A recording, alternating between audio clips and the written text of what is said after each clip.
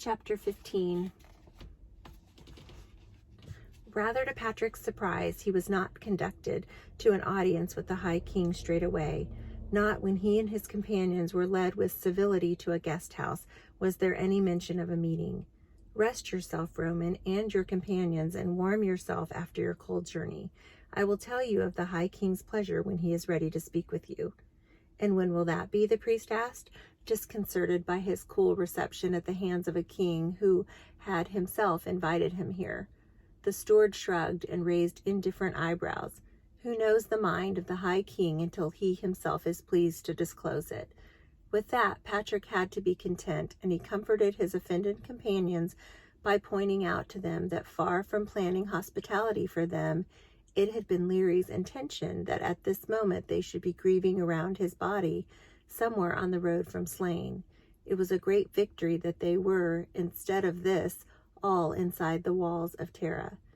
It might be that shame strikes him now, he said, well aware of the importance of the laws of hospitality in Erin. He knew as well as they that to have planned the death of a bidden guest was the lowest treachery a man could stoop to, and beyond thought for a king. It may be that he does not know how to face me. The others nodded, but Patrick sensed their disappointment and smiled round at them, the humblest at least troubled of them all. He lifted the gold band from his head and rubbed a comforting finger around the red wheal on his forehead. Come, he said. We do the Lord's work, my friends, and we must do it at his pace and not at our own. Let us make the best of all his comfort while we may do nothing else. Indeed, my body begs for it. He moved toward the cushioned benches around the fire and beckoned the others to follow him, and the heat was grateful to their frozen hands and faces. Bennett alone did not settle down with them, for he felt certain that Maha would come as soon as she was able, and he hung watchful around the entry to the guest house, anxious to find out if his father might be on Tara for the festival. There were a number of people gathered by the door in curiosity, waiting for the Roman to reappear, and Bennett moved among them and listened to their talk.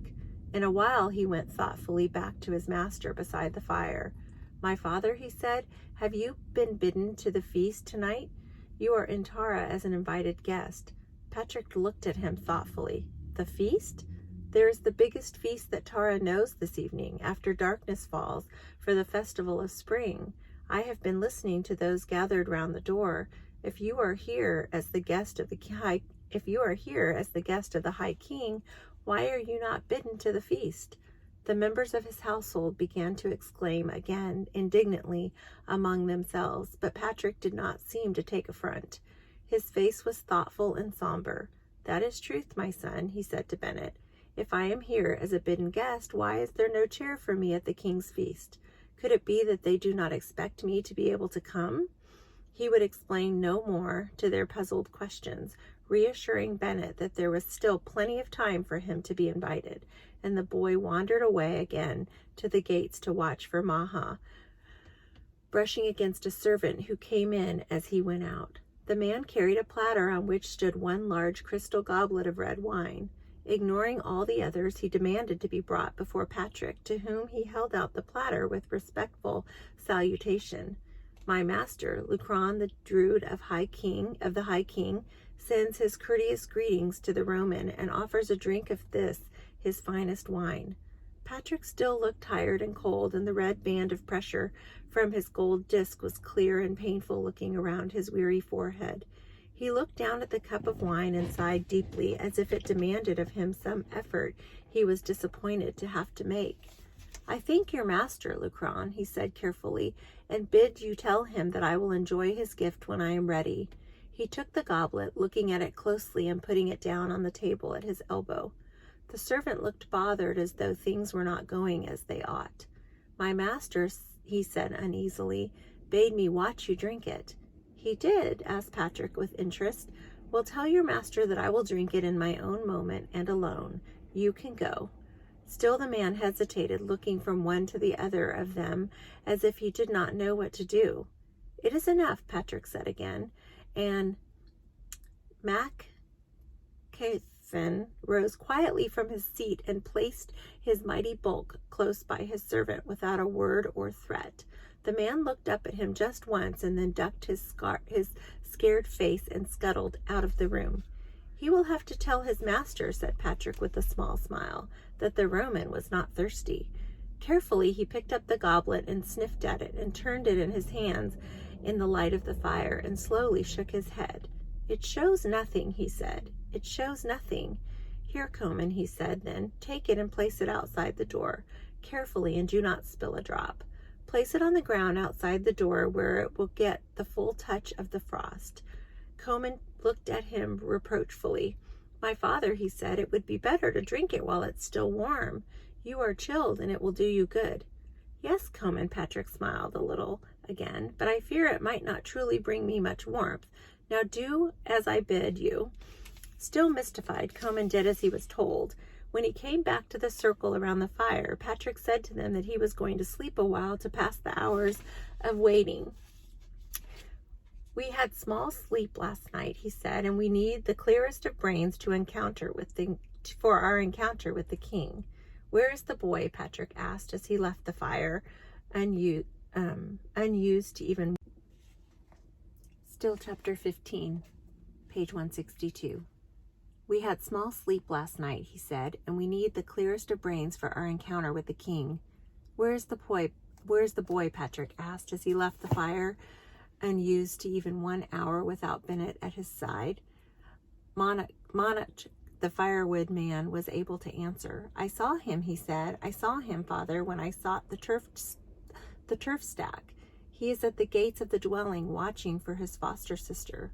Will I bring him to you?" Patrick frowned a little and looked anxious. Then he cleared his face deliberately. "Leave him," he said. "Leave him.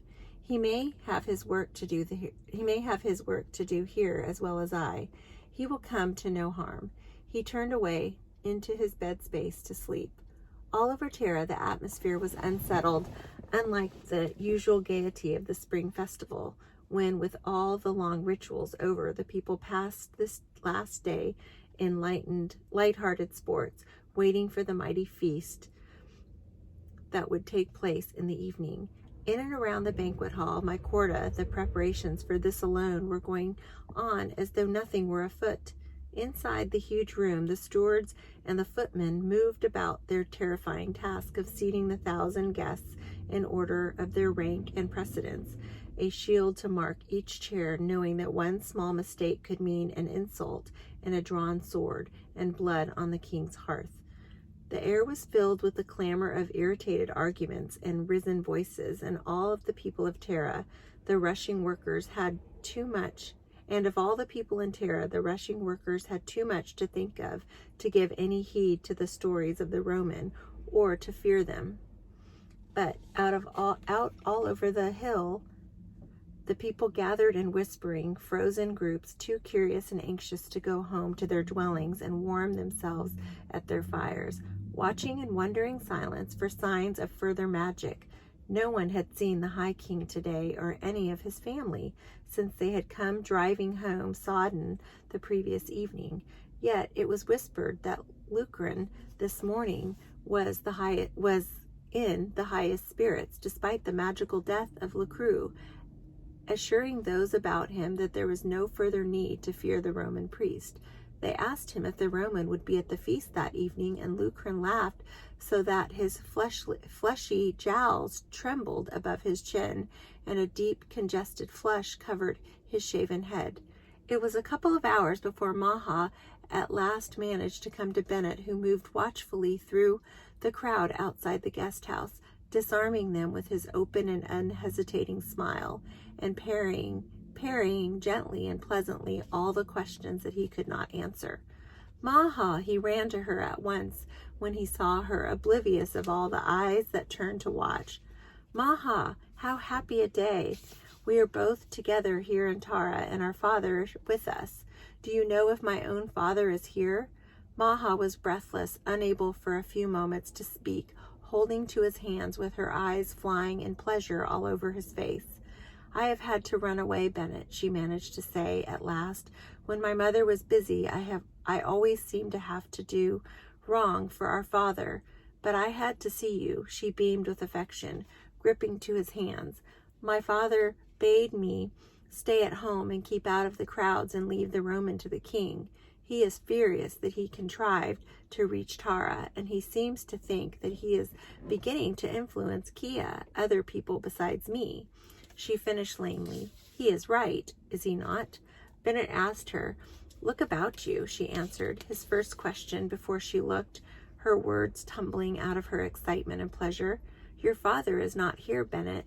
My father advised him to stay away from Tara for a while, even though the whole affair of my running away proved so easily settled. Bennett's face shadowed, but he shrugged philosophically. I thought he and my mother might have visited you for the festival. Look at those people, he said again, as though willing himself not to think of his family. Maha looked then at the silent, freezing crowd who stood in a bitter wind, troubled and uncertain and afraid to go to their homes. Many of their eyes were fixed fearfully on the boy and girl, as if they expected them at any moment to turn into ravens or other birds of terrifying ill omen. I did not mean that he was influencing them, she said, but someone else. But he will gain all of them, too, in his own time. But Bennett, she drew him to one side in the shadows of the guest house door. Bennett, there are strange tales abroad today. She looked him up and down, much as the crowd looked at both of them. They say that you came from slain in the shape of a fawn, and all the men as deer, that they say that it was magic. Patrick and his church do not believe in magic. You know that. Bennett broke into his wide, infectious smile, and then a burst of helpless laughter.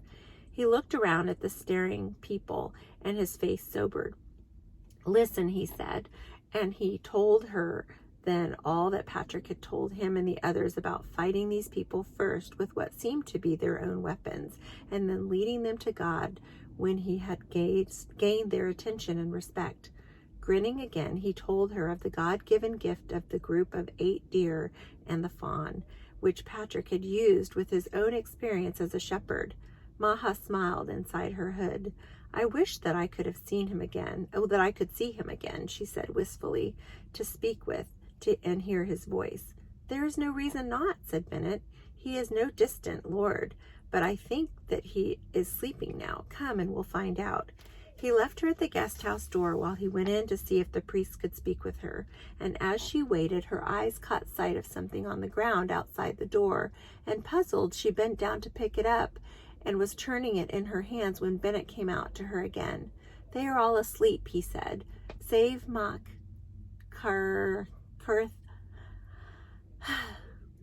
Carthen, who watches over them, and Monarch, who watches over the fire. We will wait a while. What is that you have there? I don't know, Maha answered. It's a strange place to leave a cup of wine on the ground outside the door. Look, it is frozen solid. Truly, said Bennett, amazed, and took it from her, holding it upside down. Someone must like their wine well chilled. Look, Maha, there is just one clear drop unfrozen at the bottom. How strange. All the great questions of magic and the Roman Church and all the powers of Patrick were forgotten, and the growing saintlessness of Benignus, their breaths rising as one vapor in the frosty air, and the red head pressed against the brown one. They bent 2 fascinated children over the upended wine cup outside the guest house door. Put it back, Bennett, Maha urged then, and let's see if it freezes the whole way down. Carefully, he replaced it where she had found it, and they smiled at each other in conspiracy. I am going back home now, Maha said. Yes, Bennett, it is better, she added to his gesture of protest. I do not want to anger my father too much. I will try to come again when the father is awake. She was bitterly disappointed not to have seen him, longing, as she had done through all the tedious year, to be able to see him again and speak with him of these things that had troubled her and of the decision she was being asked to make. But in that lonely year she had grown older. She was no more the thoughtless child who had danced in the waves below the dun of Seshnan. The long year in her father's house had taught her patience, and that there are some things that are best gained slowly. There will be a better moment, she said, and I can come back, and who knows, but tonight at the feast he may gain the pleasure of the High King, and then we can all listen to him in peace. Bennett looked at her. He is not bidden to the feast. Not bidden to the feast? But he is an invited guest on Terra. The king invited him. Kia, a friend of my father's, was there and heard him and all the terror below the hill of slain.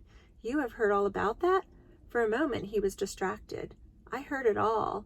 I was in the hall and listened while the friend told my father. My father is angry that Patrick has reached Tara, but I know that he is thoughtful too now, because he is a Brehon, and just because he is a Brehon and a just man and always sees all sides. She came back to her first problem. But why is Patrick not invited to the feast?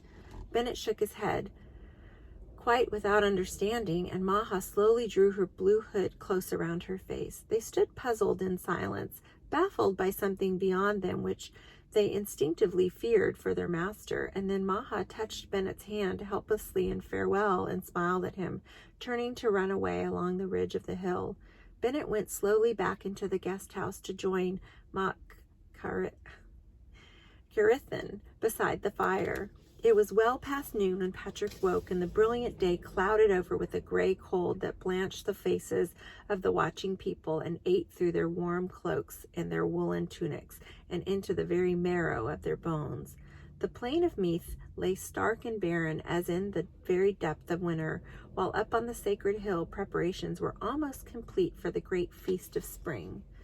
Now, said Patrick, when Maid Carithan had wakened all the others, now, Comyn, you will bring back the goblet of wine with great care, I beg you, Comyn. Comyn was surprised. He had forgotten the wine and could not see that it would be worth drinking now. However, he went obediently to where he had set it down outside the door. As he came back to the fire, his face had almost the same childlike pleasure it had lit Bennett as had lit Bennett's and Maha's face. Like them, he held the goblet upside down. It is of little use, my father, he said, giving it a shake. See, it is frozen. Patrick passed a hand across his face as if he could not bear the sight. Comyn, my brother, I said carefully. He remonstrated and took it tenderly into his own hands. The frost was white and delicate on the crystal cup, and the wine inside it was a faint, solid pink. Carefully and gently, Patrick turned it round and round a moment before the fire. Give me another goblet, Comyn, he said then, with his eyes on the one in his hands.